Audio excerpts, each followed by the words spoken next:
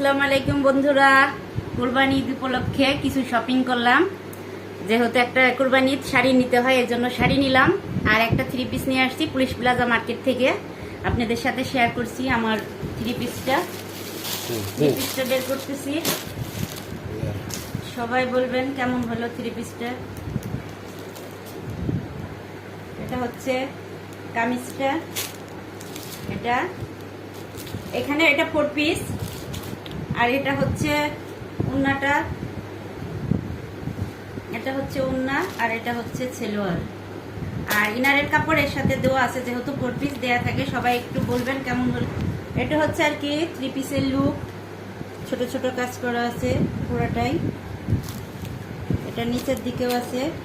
কেমন হয়েছে। এখন শাড়িটা বের করছি আমি। এই শাড়িটা নিয়ে আমিছে, এটা হচ্ছে ব্লাউজের পিস, আর এটা হচ্ছে শাড়ি। এটা হচ্ছে শাড়ি, দুইটাই এবার লালে লাল।